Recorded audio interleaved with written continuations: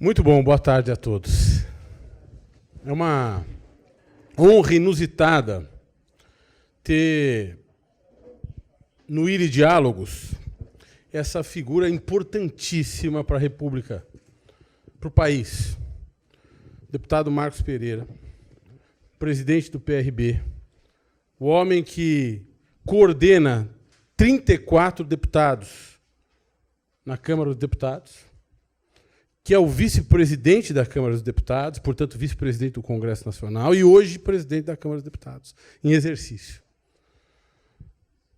No meu modo de entender, é o pilar de sustentação do governo incumbente, deste governo que aí está, e elemento fundamental para o desenvolvimento de políticas públicas que hoje são encabeçadas pelo Parlamento.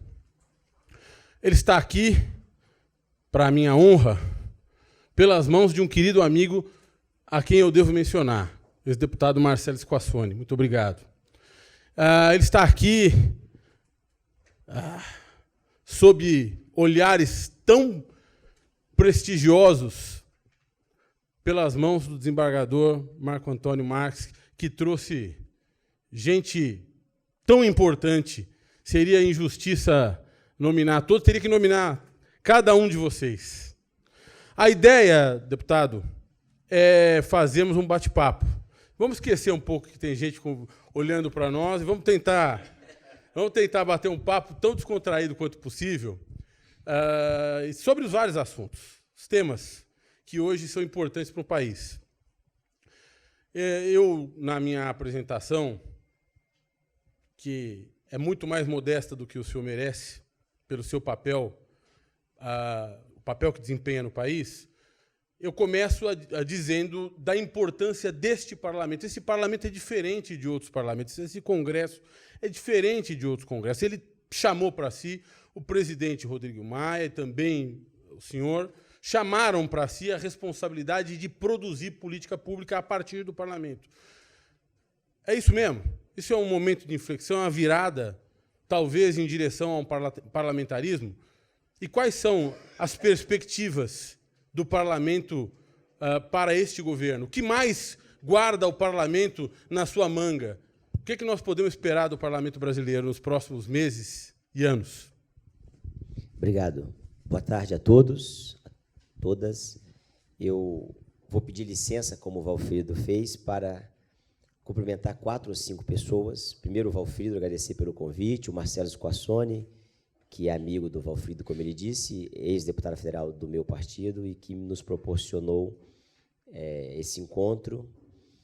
E também preciso mencionar o Marco Antônio Marques da Silva, desembargador, meu professor no mestrado na PUC, e mais 2 pessoas que eu não posso deixar de mencionar. E, em nome dessas, eu peço que todos se sintam homenageados e cumprimentados, porque essas eu realmente não poderei deixar de mencionar. O nosso sempre secretário, desembargador, presidente, corregedor, Renato Nalini. E o meu sempre presidente, porque como advogado que sou, presidente da Ordem dos Advogados do Brasil, Marcos da Costa.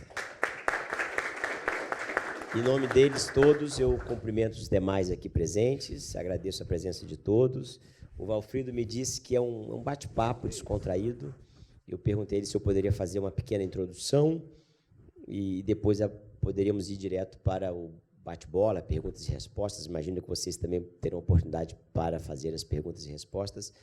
Mas eu vou, Valfrido, já que você já foi direto à pergunta e a alguns questionamentos, eu vou direto também ao ponto, vou abrir mão da introdução e dos pontos que eu relacionei aqui para que nós pudéssemos abordar nesta tarde, indo direto respondendo direto ao que você colocou, e, evidentemente, se escapar da pergunta de alguns ou da intervenção de alguns dos temas que eu me propus a mencionar, eu, então, o farei ao final. Nós estamos vivendo um momento diferente, realmente, na política brasileira. Eu tinha dividido aqui 3 pontos, agenda econômica, agenda política e depois outros temas relevantes. Eu vou perguntar de tudo. De maneira que o Congresso, como todos sabemos, a Câmara dos Deputados teve uma renovação de 47,3% dos deputados, uma renovação significativa, mas não significa dizer necessariamente que é uma renovação de política, porque muitos desses novos são novos na Câmara, mas não são novos na política. Já eram vereadores, deputados estaduais, exerceram outros cargos públicos. Eu mesmo estou contado como novo, porque é o meu primeiro mandato, mas como fui ministro de Indústria e Comércio Exterior e presidente do partido já há 8 anos, já não posso ser considerado tão novo assim na política. É um congresso que tem um viés reformador, não tenho dúvida disso. Eu discutia hoje mais cedo com um empresário, um importante empresário de Santa Catarina, da área de comunicação, e ele falava, só para citar um exemplo, a respeito do fundo eleitoral que nós aprovamos na Câmara na semana passada, e está para apreciação do Senado, fazendo uma crítica, e eu dizia para ele que o fato de nós não termos tido financiamento privado de campanha na eleição passada, e já não temos desde a eleição de 2016, tornou esse Congresso o mais independente da história recente da democracia brasileira. Dessa recente democracia que tem aí vai fazer agora 31 anos, contando de 88 para cá. Por quê? Porque, imagine, senhoras e senhores, o financiamento privado gerou tudo isso que nós vimos aí nos últimos anos, a Lava Jato, a corrupção, caixadores de campanha e etc. E fazia o parlamentar, seja ele senador, seja ele deputado, seja ele vereador, seja ele prefeito do executivo, prefeito, governador, até mesmo a presidência da República, como nós vimos, refém de certos grupos econômicos. Eu costumo citar um colega meu, vou até citar aqui o nome, tomar liberdade de citar o nome, hoje prefeito do Rio de Janeiro, na época senador, Marcelo Crivella. Eu fui com ele ao Banco Bradesco. Isso digo porque é público, está na prestação de contas da campanha da reeleição dele em 2010 para o Senado. E pedimos doações. E o Bradesco fez lá uma doação de X. Que liberdade tem um parlamentar que tem na sua prestação de conta doação de um banco ou de uma empreiteira ou de uma determinada empresa para depois não atender determinados interesses desta empresa? Então, o fundo financiamento público de campanha, o fundo de financiamento público de campanha, traz essa independência, porque esse é o primeiro parlamento eleito sem o chamado financiamento privado de campanha, com o financiamento 100% público. De maneira que nós temos, então, mais liberdade, porque não adianta. Esse era o sistema até então. As empresas doavam, as empresas faziam as suas demandas, e o parlamentar que visa a sua reeleição, isso é natural, ou que visa uma eleição para um outro cargo, seja no executivo, seja mesmo no parlamento, talvez um deputado que queira ser senador, talvez um deputado que queira ser prefeito, governador, ele acaba ficando amarrado a esses compromissos. Portanto, o parlamento que nós temos hoje é um parlamento mais independente por conta, penso eu, primeiramente, do sistema de financiamento eleitoral que nós tivemos na eleição passada. Isso é muito bom, e aí vem peço uma reflexão para as senhoras e para os senhores, e vem aí essa minha contribuição nesse sentido de que, para aqueles, se eventualmente tem alguém aqui que é ou que vinha sendo contra o financiamento público de campanha, para que reflitam, porque eu também um dia fui contra o financiamento público de campanha. Mas agora vejo que a meu ver, salvo o melhor juízo, uma das melhores opções para que dê essa independência para que o parlamento possa fazer as reformas que estão fazendo. Em relação ao Poder Executivo, o governo optou por não fazer uma base de apoio, não formar uma base de apoio nos moldes que vinha sendo feito. Formação de ministérios com indicação político-partidárias. Os ministros que estão na esplanada do presidente Jair Bolsonaro, que são filiados a partidos políticos, estão lá não por indicação dos partidos políticos. E isso também faz com que o parlamento, que é comandado pelas lideranças partidárias, cada partido tem o seu líder, não só o líder no sentido de presidente do partido, mas o líder da bancada, não tendo esse, vamos dizer assim, esse compromisso diretamente com o governo, pode acabar por fazer um protagonismo mais pragmático e maior em relação ao executivo. E penso eu isso ser de uma grandeza muito grande e muito salutar para a democracia. Eu sempre fui um crítico, como professor de direito, como advogado, como cidadão, da subserviência do parlamento ao executivo, como ainda acontece em algumas câmaras de vereadores e em algumas assembleias legislativas de alguns estados do nosso país. No Congresso Nacional, isso hoje não está acontecendo. E eu acho que é muito importante que assim seja. O Marcelo Squassoni deve lembrar disso, ele era deputado, eu não, mas era o presidente do partido, que nós debatíamos isso no nosso partido. Quanto maior independente for o parlamento, melhor será para a democracia. Mas a independência não implica ser desarmônico. E essa harmonia tem que vir de todos os lados do poder, e assim a gente cumpre com o mandamento constitucional da independência, mas também da harmonia dos poderes. Eu faço essa introdução rápida para mostrar o porquê, penso eu, dessa independência e desse protagonismo do parlamento. Financiamento de campanha diferenciado e forma de formação de governo diferenciada. Acho que esses são os dois pilares principais. Deputado, a sua introdução é um verdadeiro lança-chamas. Esquenta desde logo a nossa conversa. Me parece bastante salutar que você deixa a questão em aberto.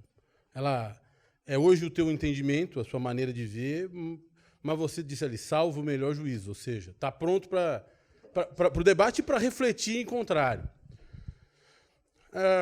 Nós sabemos que o ponto de inflexão, a mudança do modelo de financiamento de campanha, decorre, sobretudo, da decisão do Supremo, da decisão do voto condutor do ministro Toffoli na ação direta de inconstitucionalidade 4650, em que ele proíbe a doação, na verdade o Supremo proíbe, ao interpretar o artigo 9º, proíbe a doação de campanha por pessoa jurídica de direito privado, mas não o faz com relação à pessoa física.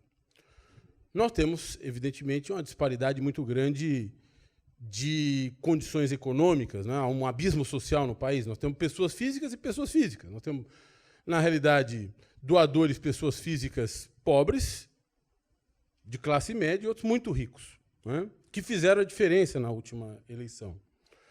Além disso, nós temos outras portas de entrada para a influência do poder econômico dentro da Câmara dos Deputados, dentro do Parlamento brasileiro, seja por meio das frentes parlamentares, nós temos hoje quase 400 frentes parlamentares em funcionamento nessa legislatura, e também outros grupos que começaram a aparecer no Brasil para capacitar candidatos, que no fim do dia é financiamento de campanha, é um financiamento ao longo do tempo, mas é financiamento de campanha. Eu tenho uma visão muito mais benigna do financiamento privado de campanha, sobretudo em países de dimensão, como o Brasil, de dimensão continental, democracias. Talvez a democracia brasileira só seja comparável à americana. Nós não podemos comparar o Brasil com qualquer país europeu, do norte da Europa, ou então com os demais países latino-americanos. Se você quiser sair do Rio Grande do Sul e chegar no norte do país, você vai percorrer uma distância maior do que se quiser ir de Lisboa a Moscou. É um país enorme, com uma enorme disparidade de culturas, de formação e informação. Fazer política no Brasil custa. Será que nós não estamos, ao deixar de regular o financiamento empresarial a sério? A sério, porque nós nunca regulamos, de fato, o financiamento empresarial, nós nunca regulamos o lobby no Brasil. Aliás, o que fez a Operação Lava Jato foi indiferenciar uma coisa que era distinta. O lobby e o financiamento de campanha, o financiamento pré-eleitoral e pós-eleitoral de outros ilícitos. Será que, ao não disciplinar com seriedade o lobby, nós não tentamos simplesmente deixar de olhar para a força da natureza, ou para as forças da natureza, como se achássemos que o tsunami deixará de existir simplesmente porque nós vamos fingir que ele não existe? Essa é a minha pergunta. Será que nós não temos que, no fim do dia, voltar a atenção e temos um sistema misto com financiamento público e financiamento privado, e esse financiamento privado submetido a amplíssima transparência? Até porque, deputado, não é possível pensar no capitalismo Sem relação público-privada, as empresas precisam do Estado. Elas vão procurar agentes públicos. É natural. É natural, elas precisam de posturas públicas. Eu entendo, seja essa, no seu modo de entender, seja essa a explicação para essa independência, essa força independente do parlamento. Eu quero explorar isso mais adiante, mas queria que o senhor comentasse esse meu contraponto. Existe uma lei do lobby que está tramitando lá no Congresso. Ainda não há um consenso entre a maioria, porque os temas lá, um colegiado, nós temos aqui desembargadores presentes na plateia, ex-desembargadores, sabem que um colegiado, às vezes de 5, numa Câmara, numa turma, tem divergência. Você imagina um colegiado de 513 de um lado e 81 de outro. É muito mais complexo ainda. Então, nós estamos caminhando. Eu acho que a democracia brasileira está amadurecendo para isso. As suas provocações, Valfrido, me fazem revelar aqui que um deputado do meu partido, que é amplamente conhecido de todos aqui, Celso Russomano, ele apresentou uma proposta em 2015 para dar transparência ao financiamento privado, fez um trabalho totalmente diferente do que era. Essa proposta foi aprovada na Câmara, mas foi rejeitada no Senado. Os senadores tinham dificuldade de avançar nesse tema, achando que, eventualmente, depois o Supremo pudesse derrubar novamente o assunto. Porque, infelizmente ou felizmente, o tempo vai dizendo, a palavra final acaba sendo do Supremo, né? Eles têm a prerrogativa de errar por último. Nós, então, estamos discutindo esse tema da lei do lobby. É um tema ainda muito polêmico. Eu acho que o Brasil não está suficientemente maduro para que a gente tenha uma lei desse tema, dessa magnitude, sobre esse tema e desta magnitude, mas estamos no caminho de amadurecimento.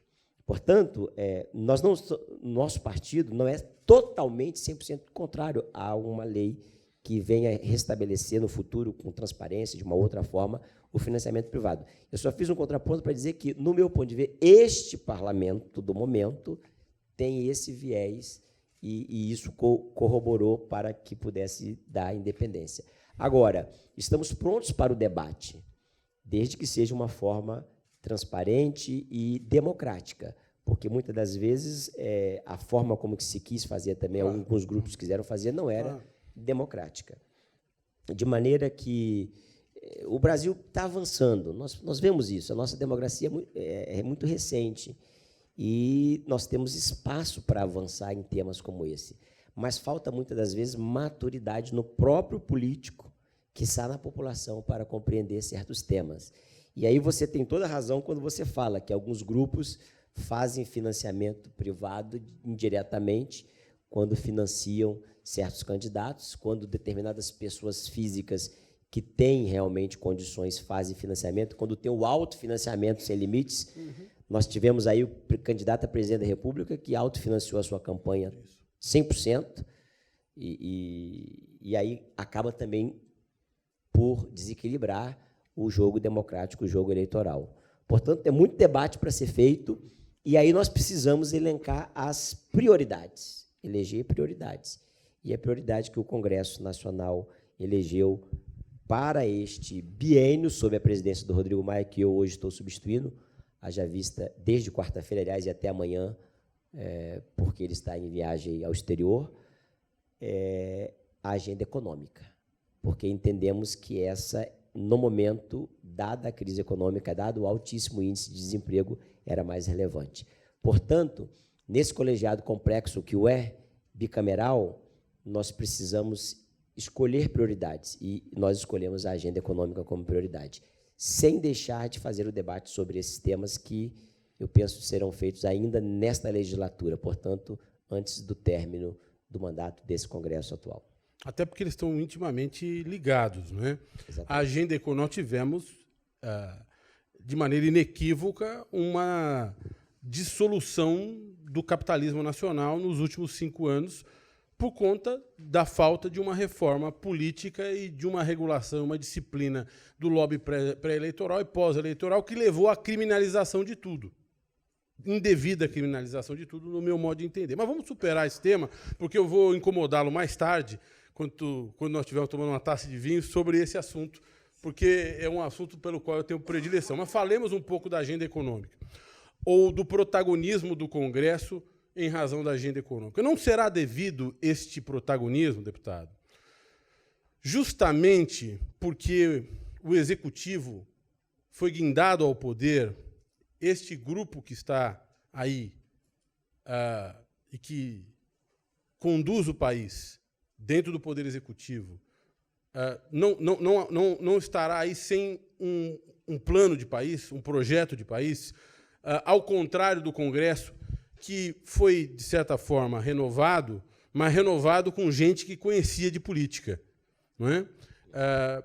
Na realidade, o governo do presidente Temer, do qual o senhor foi ministro, tinha projeto, começou a executá-lo rapidamente. Gostemos ou não gostemos, estejamos de acordo ou não estejamos de acordo com algumas das ideias, alguns dos projetos, algumas das medidas, o fato é que tinha um projeto em andamento.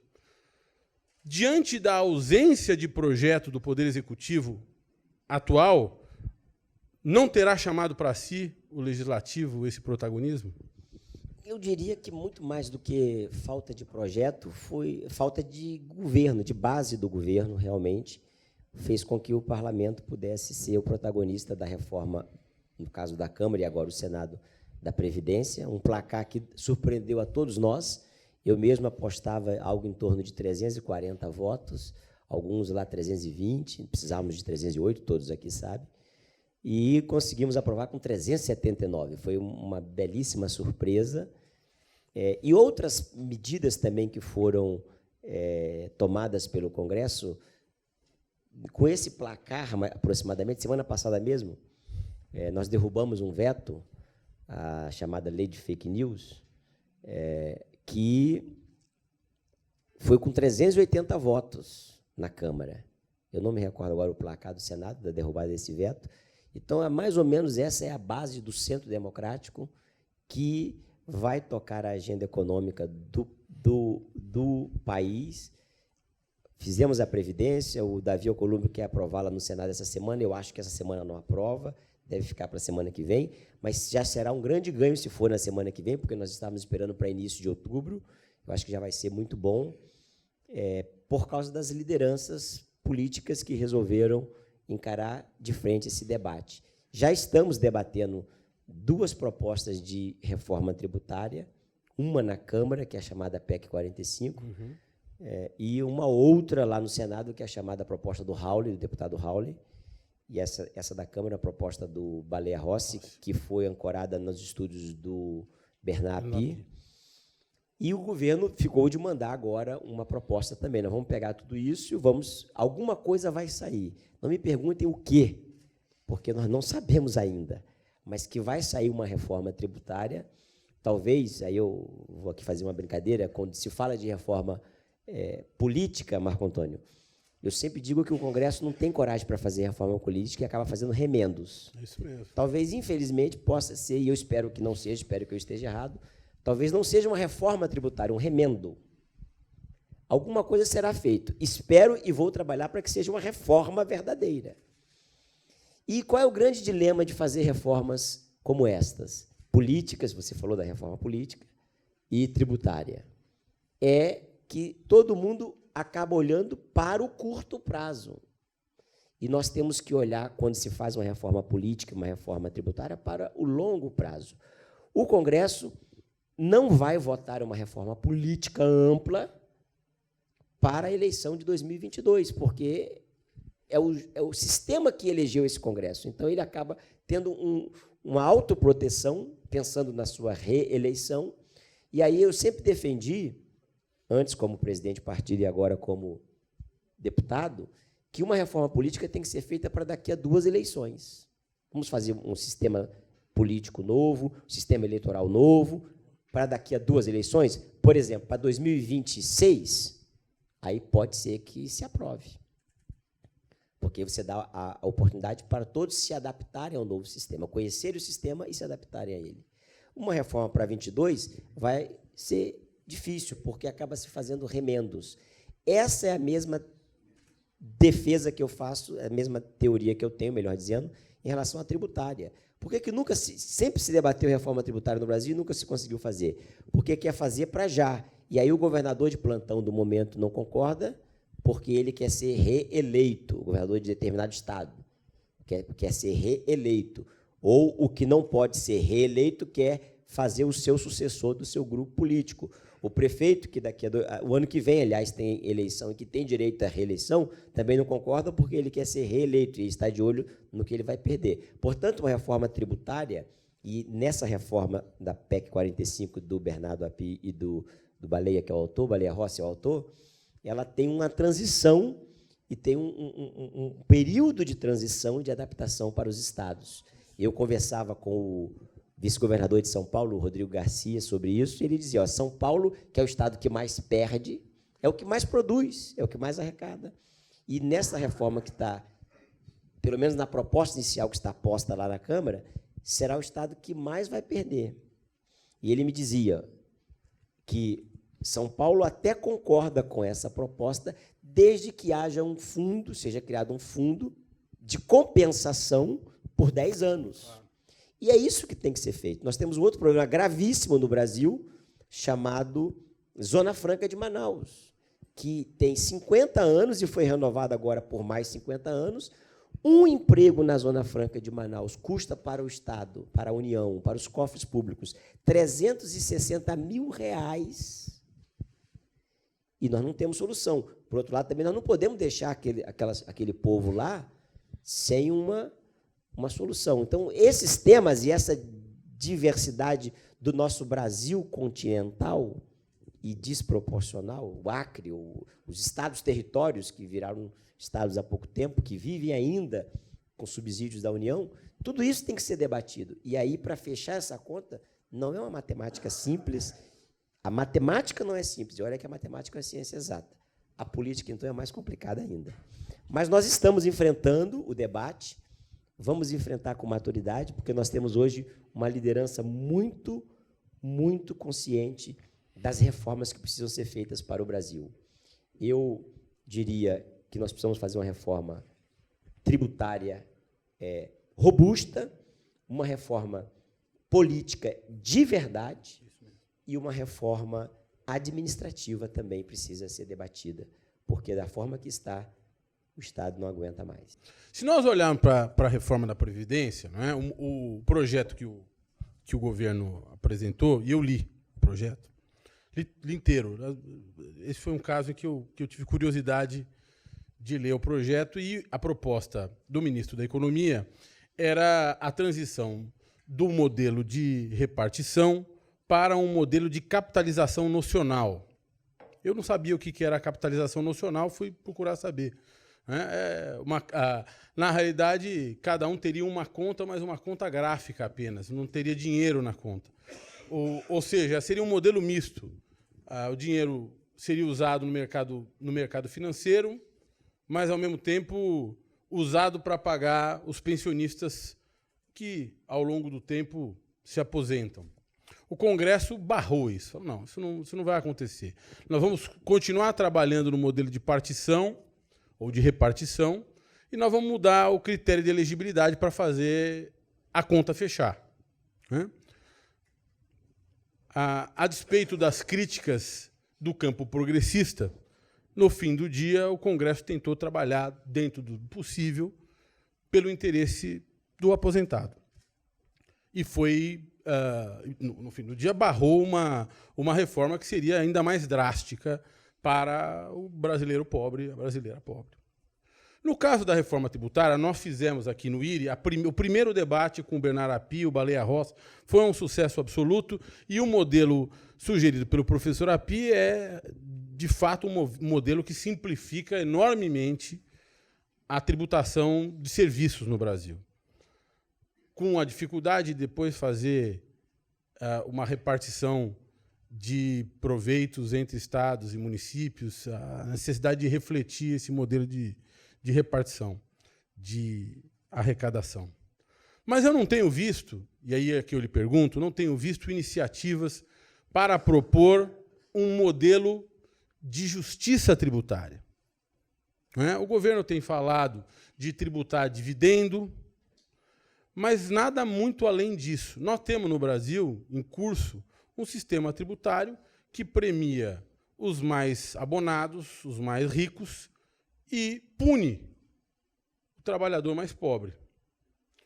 Há no Congresso Nacional o ímpeto, pelo menos, de mudar essa sorte de coisas com essa oportunidade, essa janela de oportunidade de votar uma reforma tributária?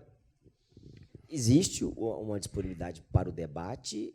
Nós só temos que tomar cuidado, Valfrido, para não cometermos certas injustiças, porque a forma como as nossas empresas, e aí não estou dizendo só as brasileiras, as que aqui estão instaladas, são tributadas, é desigual no mundo inteiro.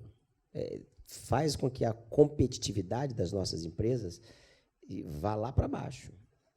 Eu me lembro, quando eu tratava dos temas no comércio exterior, de importação e exportação de veículos, o Paulo Guedes e o ministro da Produção Argentina anunciaram com muita pompa agora, na sexta-feira, o Acordo de Livre Comércio Brasil-Argentina para 2029, para daqui a 10 anos, e eu fiz a renovação do acordo comercial automotivo Brasil-Argentina. Só para que os senhores saibam, 50% das exportações do setor automotivo brasileiro vai para a Argentina. Então, eu fiz a renovação que vinha sendo feita nos governos anteriores anualmente. Nós fizemos por 5 anos. E agora o Guedes consegue fazer por 10 anos, já com a previsão do livre comércio. São temas difíceis. Por quê?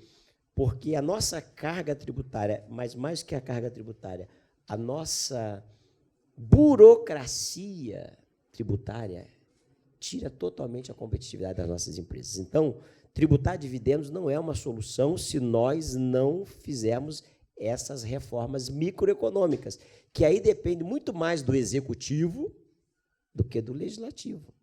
Porque as instruções normativas, as portarias emitidas pela Receita Federal diuturnamente podem ser revogadas a qualquer momento por eles e facilitar o ambiente de negócio. Portanto, nós temos que tomar cuidado, concordamos, e todos os estudos apontam para isso, que os pobres pagam mais e os ricos pagam menos. Essa própria forma que se discutiu aí recentemente, a ideia do Marco Sintra, do atual secretário da Receita, de acabar com o desconto no imposto de renda, das despesas médicas, despesas de educação, isso acaba privilegiando realmente os mais ricos, porque o pobre não tem como pagar médico, dentista e escola. Ele acaba indo no serviço público, no serviço gratuito público. Então, é mais uma forma de beneficiar os mais ricos.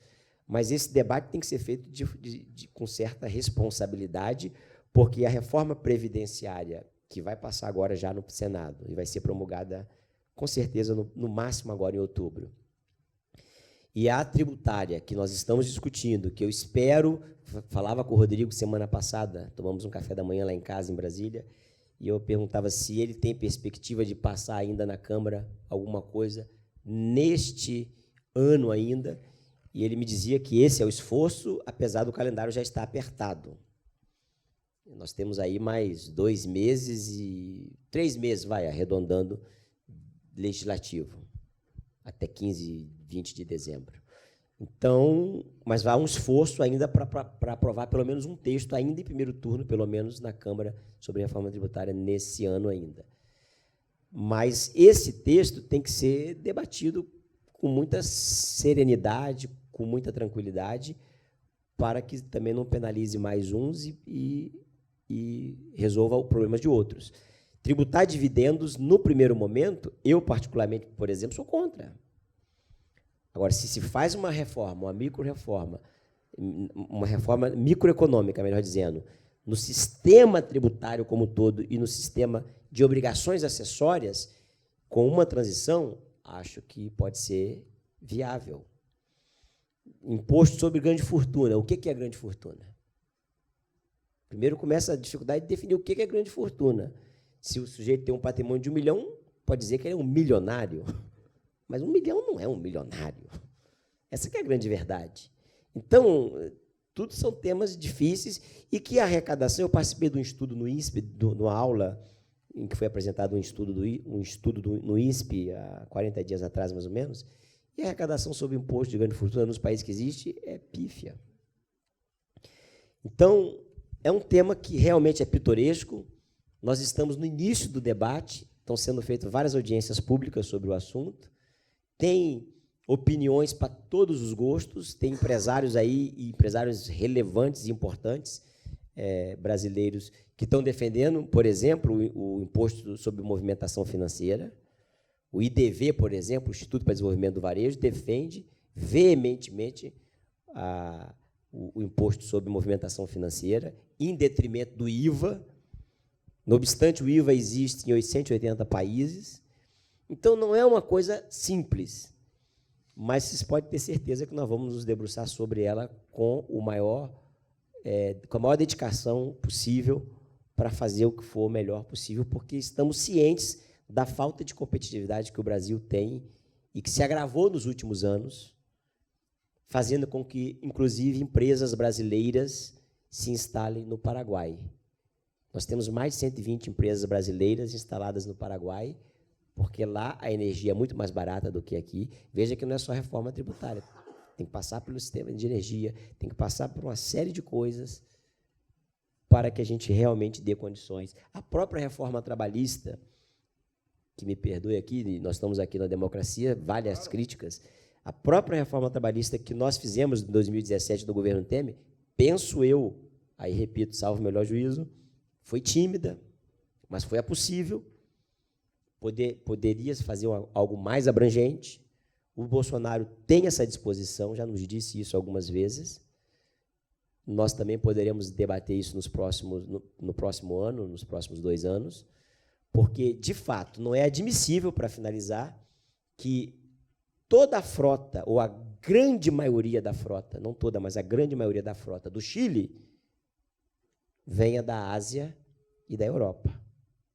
Poderia ir daqui para ali, mas é mais barato trazer da Ásia e da Europa do que levar do Brasil, porque nós não temos competitividade por causa do nosso sistema e da forma que nós temos atuado. As normas regulamentadoras, que não são nem leis, são normas criadas pelo Executivo, comissões tripartites, no caso que trata das normas regulamentadoras de segurança do trabalho, em que senta na mesa o empresariado, o empregado e também o governo.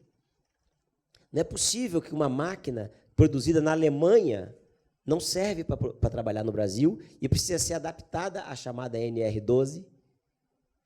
Ela serve para a Alemanha, serve para o resto do mundo inteiro, mas para o Brasil não serve, porque tem que botar uma telazinha, tem que botar um botão a mais, um fio a mais, e aí ela demora 6 meses a mais para ficar pronta e custa 10% a mais para o empresário.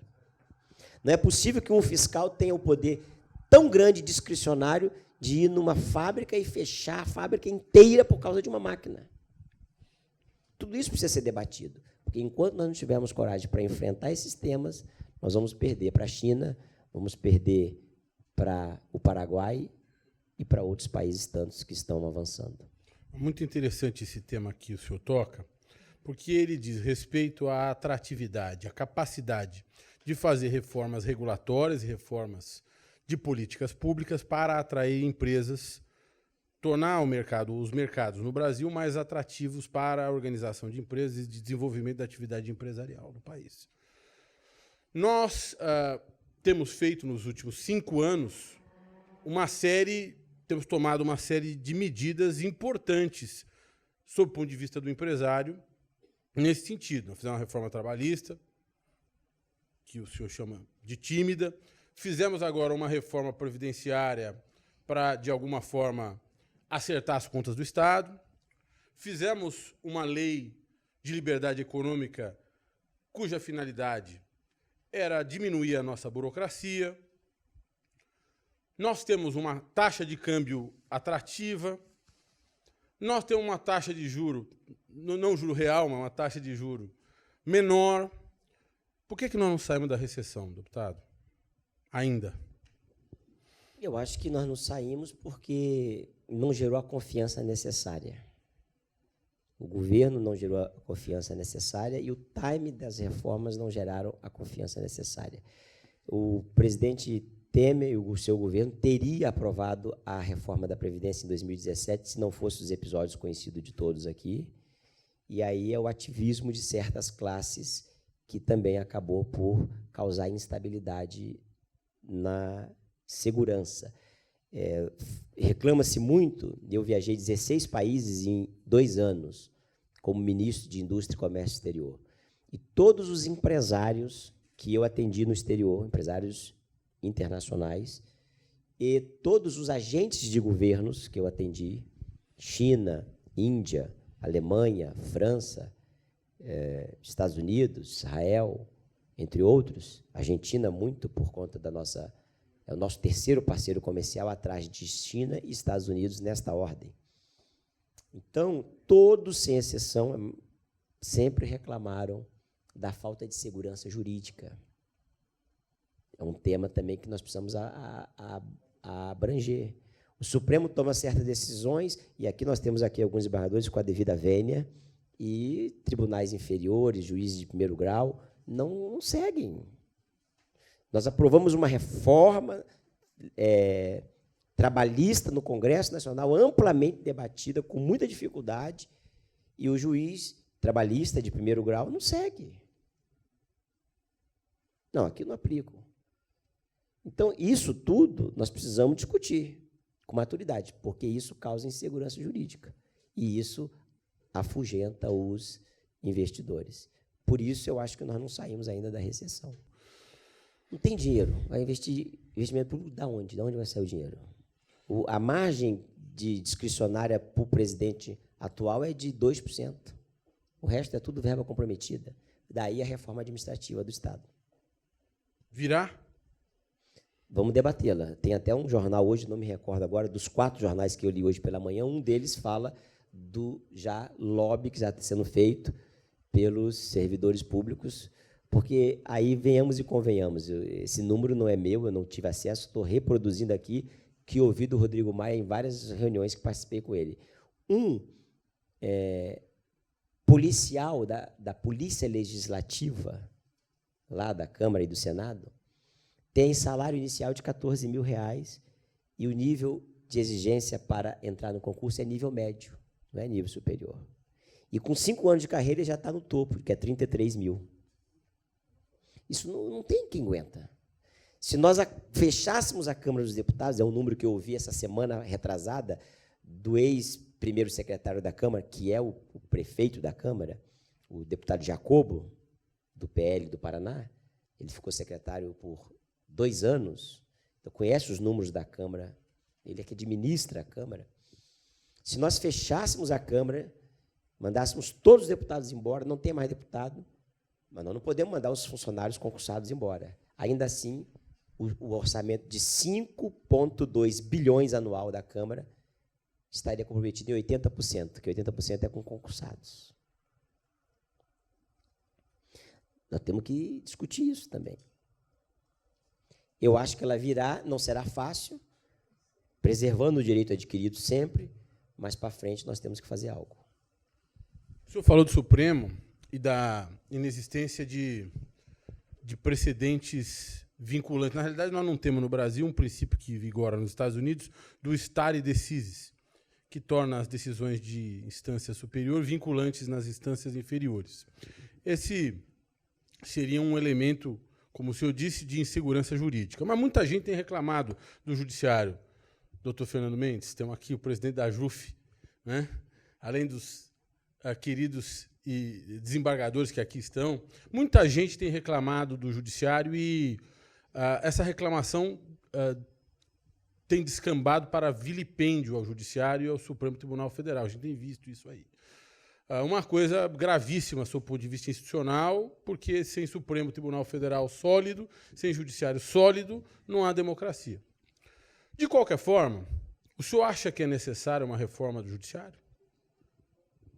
Não acho que é necessária uma reforma do judiciário. Acho que é um trabalho de conscientização com o judiciário e talvez uma reavaliação do poder do Ministério Público, de alguns órgãos de controle.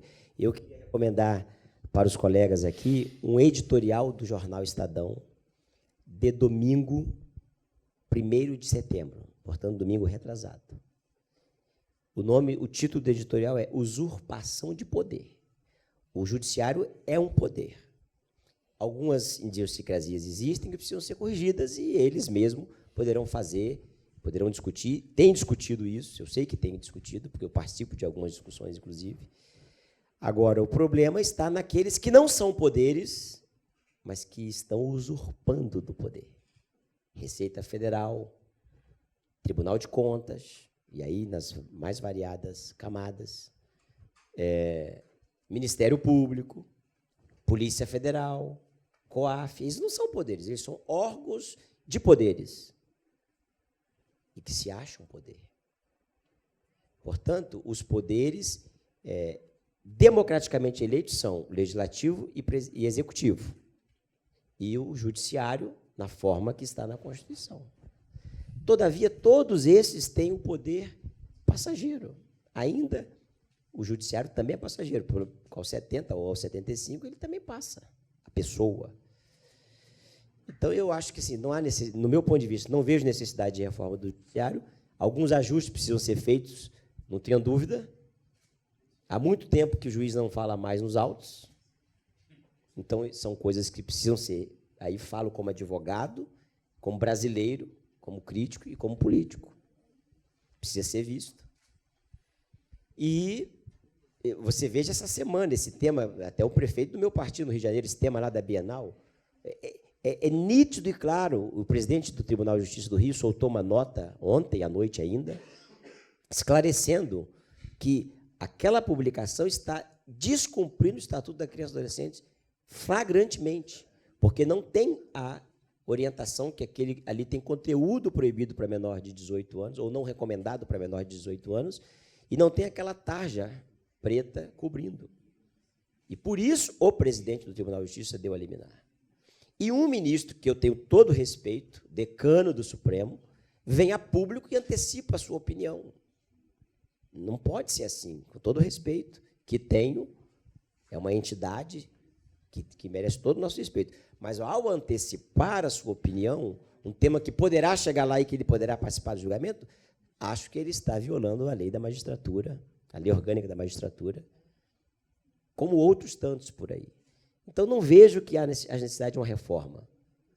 Vejo que haja necessidade de mudança de cultura e de educação, no sentido de compreensão das coisas e cada um no seu lugar. Como diz um amigo meu, cada um no seu quadrado, né? O senhor tocou a pauta de costumes, eu quero voltar a ela daqui a pouco. Mas, antes disso, falar de uma correlação imediata a essa sua reflexão, que é a lei de abuso de autoridade.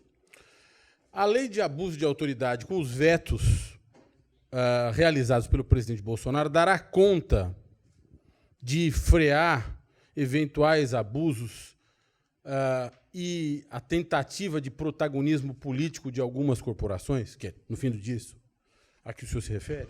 A ideia foi essa. Nós tínhamos 2 projetos. Esse era, no nosso ponto de vista, na avaliação dos líderes, era o que estava mais maduro para ser votado, tanto que foi aprovado. Eu acho que algumas medidas ali estão exageradas, sim, precisam ser corrigidas, foram vetadas. Vamos avaliar agora, um por um, quais os vetos que poderão ser mantidos e quais que deverão ser derrubados. Mas eu não vejo por que tanta preocupação de algumas corporações, porque, afinal do dia, quem vai investigar e quem vai julgar são essas corporações mesmo. Então, e vai julgar à luz do que está na lei e à luz do que está nos autos. Então, não vejo por que tanta gritaria, até porque essa lei é para todos os agentes públicos. Ao contrário do que a imprensa disse, não é contra juízes e é contra promotores. Pauta de costumes. O senhor fez referência ao episódio Bienal, polêmico episódio da Bienal, a questão de se saber se houve censura, se, do contrário, o prefeito agiu dentro da lei, as decisões judiciais que se sucederam. Tudo isso não reflete ou a partir disso não desdobra uma oposição latente na sociedade brasileira entre conservadores, de um lado, e a sociedade brasileira é muito conservadora, a gente tem que respeitar os conservadores. E, de outro lado, os progressistas, sob o ponto de vista de costume. Na realidade, é um debate no contexto do liberalismo, né? Quem é que a Constituição deve proteger?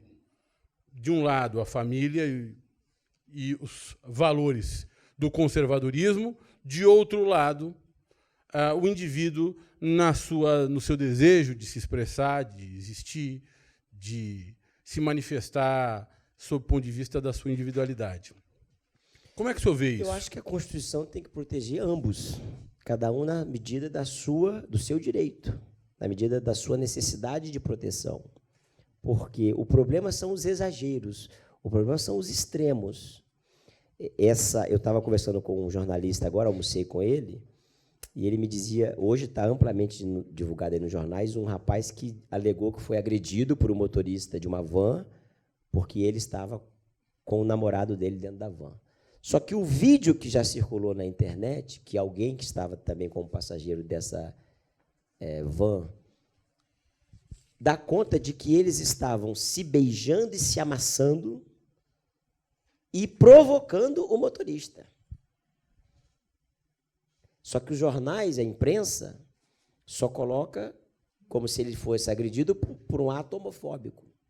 Então, tanto um lado, e aí eu estou muito a cavaleiro para falar isso, porque eu sou um crítico dos radicais, também dos conservadores radicais. A minha monografia de graduação em Direito foi o aborto e o feto anencéfalo, 7 anos antes do Supremo decidir, e eu fui favorável à descriminalização do aborto do feto anencéfalo. Então, longe de mim o radicalismo. Escrevi recentemente um artigo que foi publicado no livro sobre direitos de refugiados, que o professor Marco Antônio Marques da Silva foi um dos coordenadores, 11 juristas de 11 países, em que defendi a liberdade religiosa, inclusive defendendo o direito de religiões de matizes afrodescendentes. Todos têm direito de expressar a sua opinião. E aí eu vou dar um testemunho aqui. Eu cheguei na casa do Rodrigo no dia que o Supremo tinha julgado constitucional o sacrifício de animais por religiões de matriz africana. E a bancada, chamada bancada evangélica, botando pressão no Rodrigo para que o Congresso reagisse. E eu disse, olha, tenha meu apoio e eu sou contra. Se eu fosse, não serei, mas se fosse ministro do Supremo, teria julgado constitucional. Porque é a mesma coisa que dizer que uma pessoa que levou o seu filho para subir a escadaria da Penha de joelhos estaria fazendo maus tratos de crianças. Não, é questão de fé. E a fé na sua intimidade tem que ser respeitada. Então, eu acho que a Constituição tem que respeitar a todos, só que tanto um lado quanto o outro tem que ter bom senso. E nós estamos faltando um pouco de bom senso na sociedade nos últimos anos, talvez por causa dessa proliferação das redes sociais e do debate muito raso que é feito por elas. E agressivo. Então, eu acho que falta bom senso. Na medida que eu não posso agredir uma pessoa e nem devo fazê-lo, ninguém deve fazê-lo por ela ter uma opção sexual, ela também tem que respeitar e não necessariamente ficar se agarrando, se amassando na frente minha e da minha mulher com os meus filhos que são ainda bebês ou crianças e estão em formação. Então, o debate é polêmico, é bom, mas eu acho que nós tivemos muito para o lado de lá, agora está muito para o lado de cá. Acho que vai acabar ajustando para o centro ali na frente. Eu gosto muito de ouvi-lo falar e poderia continuar fazendo perguntas até a meia-noite, mas me avisaram que eu tenho de ser uma pessoa menos egoísta e querê-lo menos para mim e mais para os outros que estão aqui. Então, nós vamos fazer o seguinte, nós vamos, de repente, passar... Tem um outro microfone, não? Não, né? Então, talvez seja o caso de a gente trocar de lugar. Você fica aqui e a gente entrega o seu microfone para quem quiser fazer perguntas.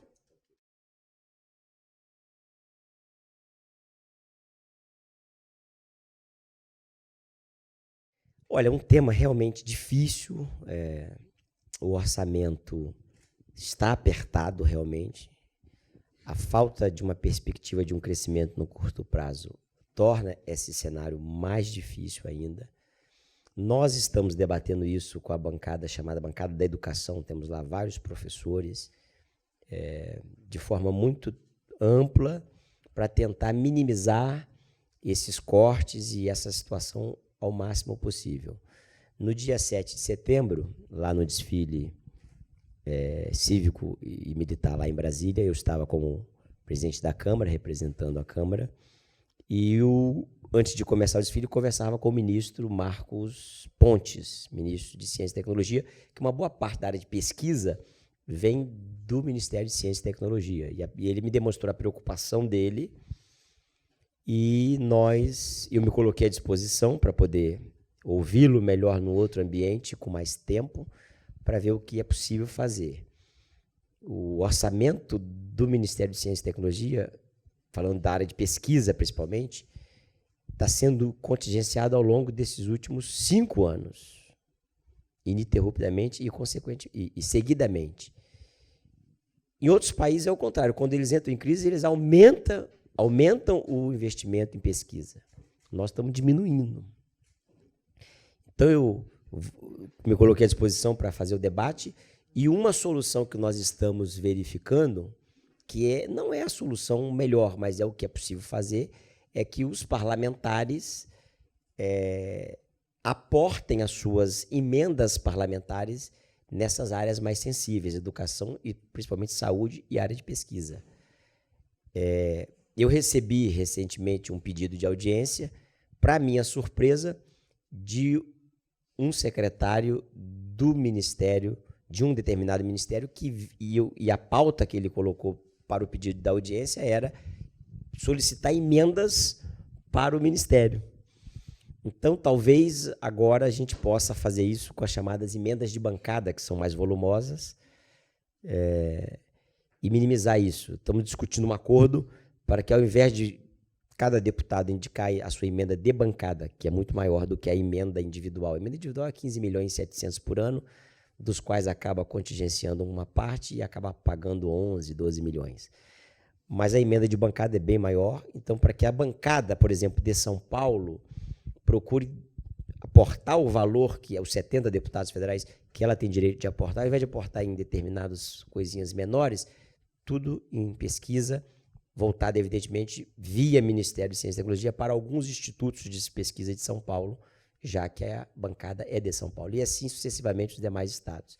É uma forma de minimizar isso no curto prazo.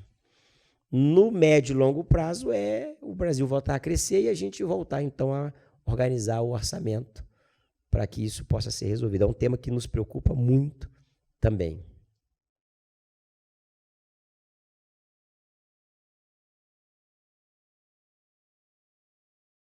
Realmente, eu estive em Kazan, onde o Brasil perdeu para a Bélgica, infelizmente.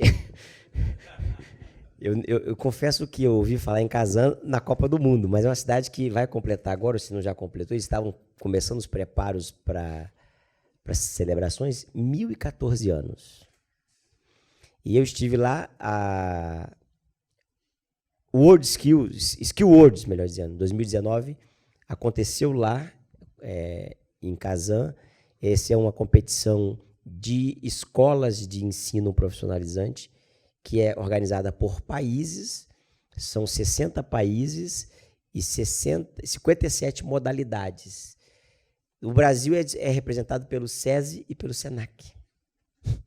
Nós não temos escolas profissionalizantes de alto nível para representar o Brasil. Historicamente, ele vem sendo representado, tanto que o representante do Brasil no Conselho é o diretor do SESI, diretor nacional do SESI. O Brasil levou 67 estudantes. Em 2000, é um evento que ocorre a cada 2 anos. Eu confesso que eu não conhecia o evento, fiquei surpreso. Ocorre a cada 2 anos em países diferentes. É como se fosse uma Olimpíada mesmo, de profissionais. Em 2 anos atrás, 2017, ele aconteceu aqui em São Paulo, não, minto, há 4 anos atrás em São Paulo, o evento 2 anos atrás em Abu Dhabi e agora em Kazan, o próximo vai ser em Xangai e o outro estava para ser decidido, acabei não acompanhando, já decidiram evidentemente, mas ia ser anunciado lá no encerramento, ou seria numa cidade lá do interior do Japão ou em Lyon, na França. Então, é um evento fantástico. O Brasil foi campeão já algumas vezes, inclusive quando o evento ocorreu em São Paulo há 4 anos atrás. E nas últimas 7 competições, o Brasil ficou sempre entre os 3 primeiros lugares.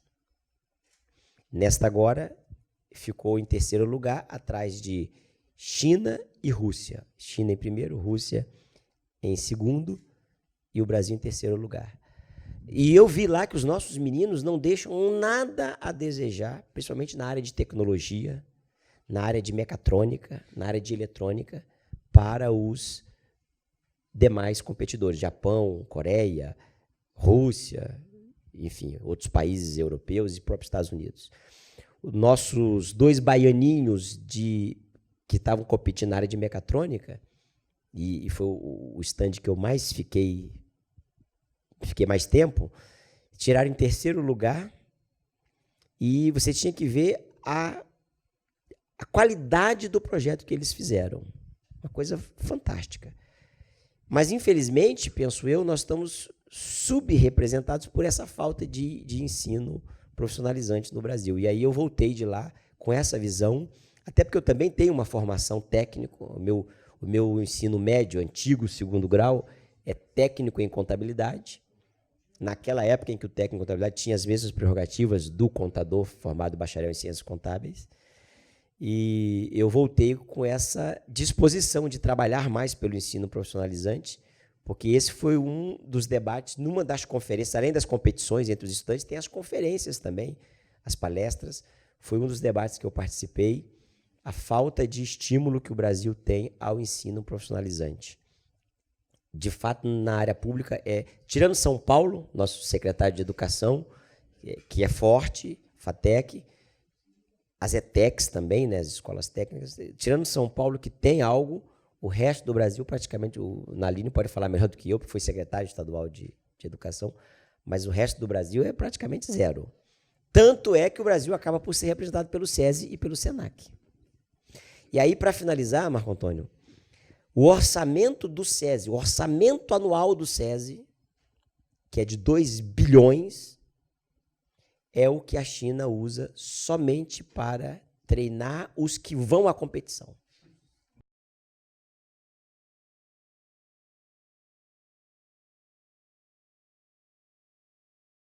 Eu acho o ministro Yves Ganda uma pessoa extremamente preparada. É um terrivelmente católico, não tenho dúvida disso. Mas eu acho que é bobagem a religião da pessoa. Importante que ele tenha conhecimento jurídico e que julgue em acordo com a Constituição e com as leis do país, sobretudo com a Constituição, já que a Suprema Corte tem esse condão de ser o guardião da Constituição. Mas o ministro Yves Ganda tem todas as condições. Em algum momento nós externamos nosso apoio lá com o presidente Temer para ele, eu fiz isso pessoalmente, e dizem que presidente da República e ministro supremo é destino, então vamos esperar.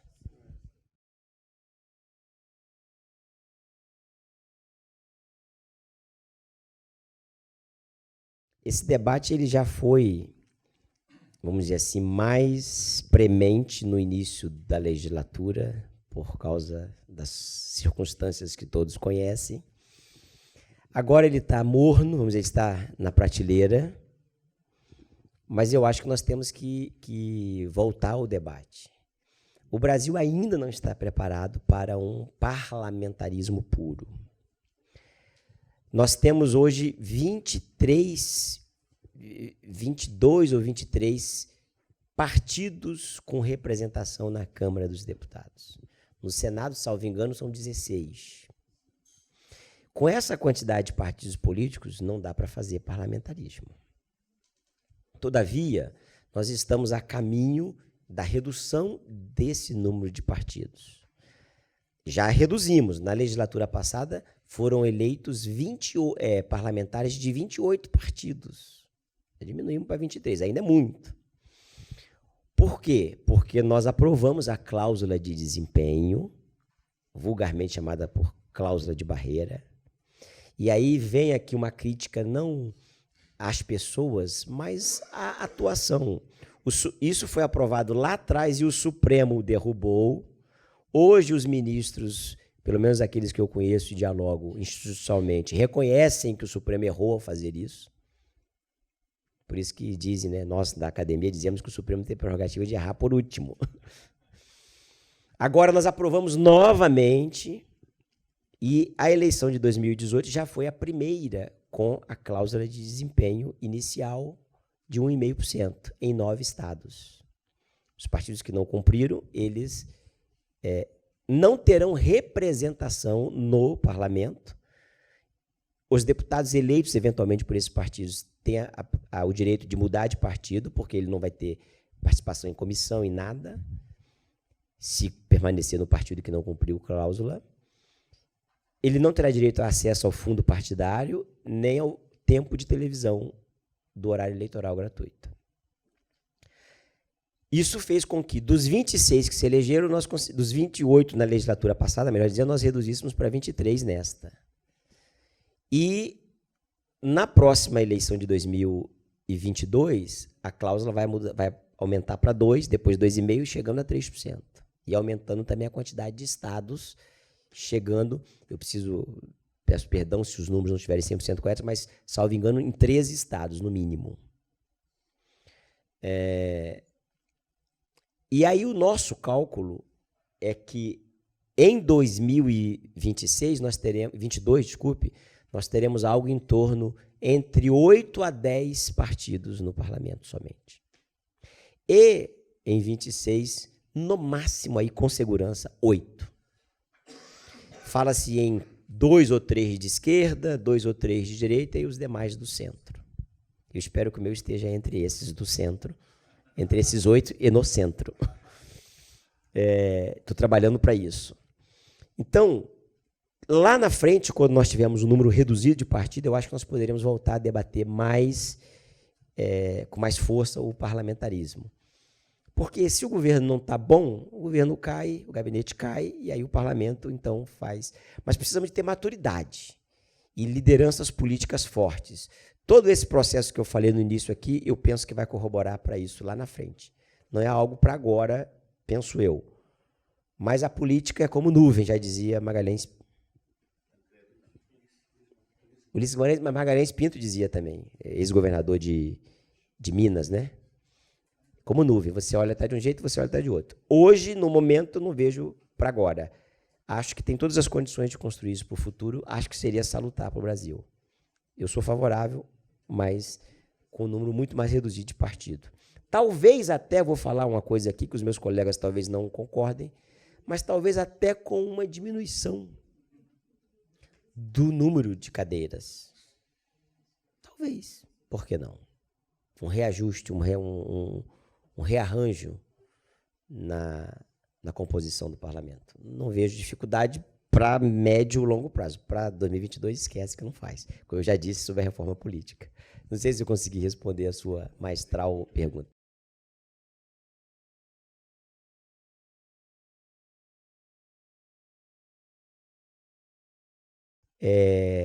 Eu acho que no momento não passa, porque o parlamento foi eleito da forma que está. Acabamos com o fim das coligações, que eu acho que era também uma distorção, porque você fazia uma coligação. Por exemplo, vou dar um exemplo aqui, prático e real. Eu tenho um deputado do Ceará, quando eu digo eu tenho o meu partido, Marcos da Costa, que teve 104 mil votos e não se elegeu.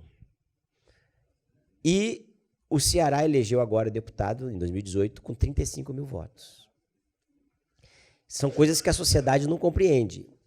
O que aconteceu? O governador lá, todos sabem, é do PT, muito forte, foi praticamente candidato único, porque o único que poderia ser adversário dele era o Tasso Gereissati, que não quis ser candidato, colocou lá uma pessoa que não tinha muita expressão. Ele já estava bem na gestão e na aprovação de governo, foi reeleito com 80% dos votos no primeiro turno. Como ele tinha o poder da máquina de fazer a montagem das coligações, ele fez 2 chapas, uma que eles chamam, a gente chama isso no Norte e Nordeste, de chapão, todos os partidos que o apoiavam numa chapa, o chamado chapão, e uma outra chapa chamada chapa dos traidores, que são aqueles que apoiaram o impeachment, a reforma trabalhista, o teto dos gastos e outras medidas no governo de transição do presidente Temer. Essa chapa, chamada chapa dos traidores, tinha 6 deputados de mandato e eles sabiam que só ia eleger 5. Então, uma ali sabia que ia ficar fora, pelas contas que eles vinham fazendo. E eleição também é conta. Matemática também.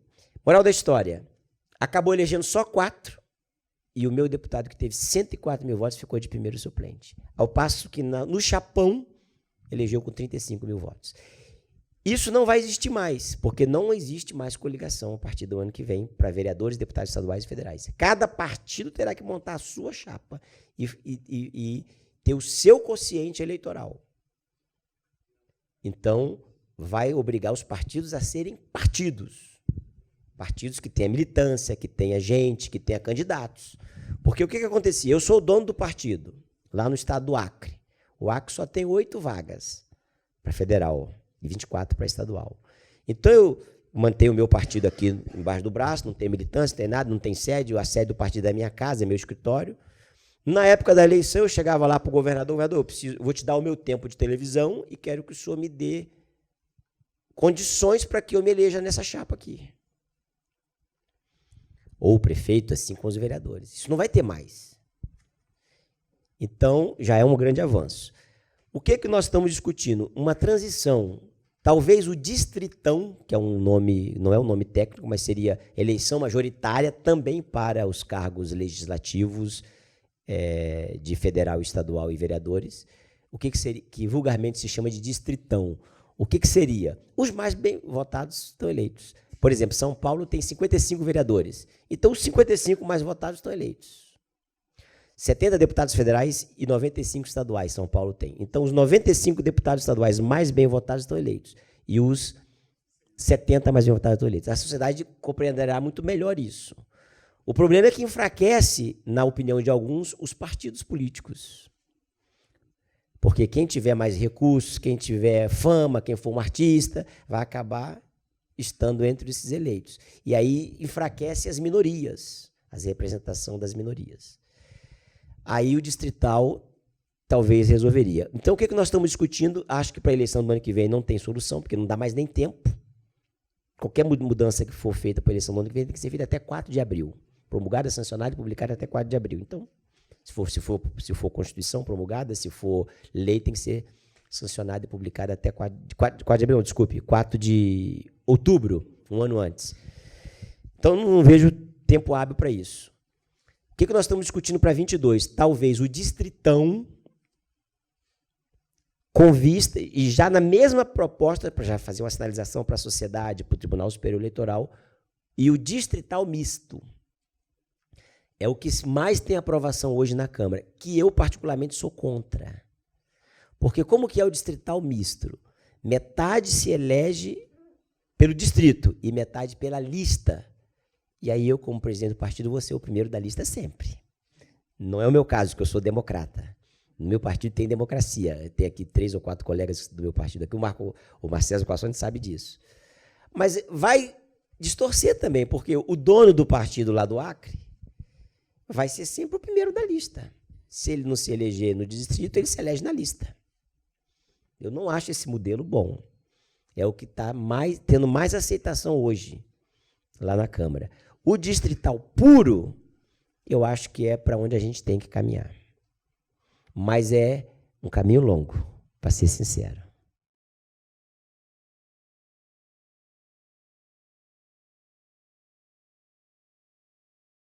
O problema do financiamento público, não existe modelo perfeito para começar. Não existe sistema eleitoral perfeito, não existe sistema de financiamento de campanha perfeito. O problema do público, da forma que está hoje, é que realmente fica concentrado na mão do presidente do partido. Ele tem a caneta, ele tem o caixa e ele é que decide. Agora, talvez nós devamos discutir isso numa lei que estabeleça alguns critérios mínimos para distribuição dentro do partido. No meu partido, que eu sou o presidente nacional, todos sabem o critério. Já sabiam antes e já sabem hoje. Quando eu falo para alguns membros lá, quando eles mesmos espalham entre eles lá os deputados que são presidentes do partido nos seus respectivos estados, os meus deputados, que eles já sabem se o fundo, no valor que está proposto, for aprovado, quanto eles terão para a eleição do ano que vem, ninguém de outro partido acredita. Qual é o critério que nós adotamos no nosso partido para distribuição? Nós pegamos o valor que o partido tem direito e dividimos em três tranchas. Por exemplo, o fundo eleitoral de 2018, o PRB, hoje, a partir de 15 dias atrás, que o TSE homologou, agora republicanos, não mais PRB, ele teve direito a 66 milhões do Fundo Especial de Financiamento de Campanha. Eu dividi 22, 22 e 22. Na verdade, dividi 20, 20 e 20. E 6 eu deixei como fundo de reserva, que foi que aí no final, nas 2 últimas semanas, eu liguei para cada um e disse, tenho aqui a rapinha do taxa, todo mundo ficou feliz da vida, obedecendo o critério anterior, evidentemente, que eu já tinha anunciado. Então, eu falei, peguei 20, 20 e 20, e deixei 6 guardado para a última semana de campanha. E apliquei 3 pesos. O número de votos que o partido teve no Estado para deputado federal em relação proporcional ao número de votos válidos para deputado federal no Estado. Aplica um peso.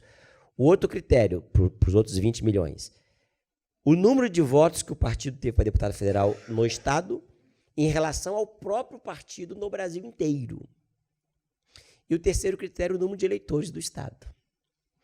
Eu tenho um deputado em Roraima que dizia para mim, presidente, eu tive mais votos que o Russomano. O Russomano, em 2014, foi o deputado federal mais bem votado do Brasil, 1.524.000 votos. Isso representou, em 2014, 9%, 9 alguma coisa por cento dos votos válidos de São Paulo. Aí ele dizia para mim, eu tenho mais votos que o Russomano, porque eu tive 12% dos votos válidos. Em Roraima, que significava 20 mil votos. Aí eu dizia para ele, Jonathan, é o atual líder da bancada, inclusive, o problema é que o dinheiro não vem pela proporcionalidade, ele vem pelo número de votos. Aí criamos esse modelo, Márcio. Vou cumprimentar aqui o Márcio Chay, do Conjur. Criamos esse modelo.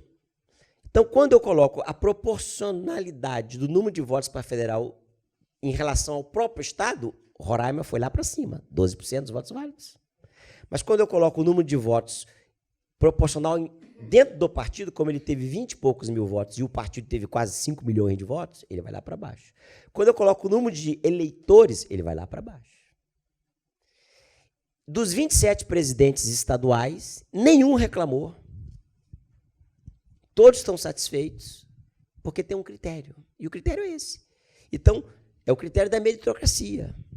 Então, ele continua, nesse íntere, veio a decisão do Supremo, depois do TSE. Do Supremo em relação ao fundo partidário e o TSE em relação ao fundo eleitoral dos 30% para a campanha feminina. E aí eu dizia, você tem esse tanto aqui para os presidentes estaduais. Lembrando que tem que observar a legislação, a decisão judicial do Supremo e também do TSE agora. Então, nós temos critério que é esse, é amplamente divulgado dentro do partido, todo mundo sabe, não dá problema. E aí vou dizer mais, nesse caso, como eu até penalizei com a concordância do presidente do partido aqui no Estado de São Paulo, o Estado de São Paulo. Porque se eu fosse colocar essa proporção, pelos votos do São Paulo teve 2.225 votos de 5 milhões de votos que nós tivemos. São Paulo ia ter 50% de todo o fundo. E eu verifiquei que com as candidaturas que nós tínhamos aqui, inclusive a minha, que foi a minha primeira candidatura, nós íamos ter dinheiro demais em São Paulo e dinheiro de menos em alguns lugares. Aí eu, com a concordância de São Paulo, eu falei, vamos prestigiar aqui alguns senadores para ver se a gente faz uma bancada de senadores. Infelizmente, conseguimos fazer só um senador, mas alguns chegaram muito perto e se sentem gratos pela ajuda que o partido proporcionou. Concordo com você que dá muito poder e nos partidos que têm dono ou que não são democráticos, vai concentrar o poder na mão de alguns. Não é o caso do meu. Deputado Marcos Pereira, podíamos ficar aqui até amanhã e seria muito agradável. O senhor é um craque. Parabéns. Parabéns pelo trabalho à frente do PRB, mas, sobretudo, à frente do Congresso Nacional. Muito, muito, muito obrigado pela sua generosidade com o IRI, carinho com os nossos amigos e amigas. Por favor, volte outras vezes. Obrigado. Sem cansá-los, eu quero agradecer a presença de todos, muito honrado, prestigiado, muito mais do que eu mereço, e dizer que estou sempre à disposição para que a gente possa debater estes e outros temas na medida que eles avançarem, e ressaltar que de tudo que eu notei aqui só faltou um tema para falar, que é do Pacto Federativo. Nós precisamos também debater e avançar nesse tema, porque eu acho que são pautas que se complementam, tributária, previdência, tributária, administrativa, política e Pacto Federativo. Obrigado a todos pela presença.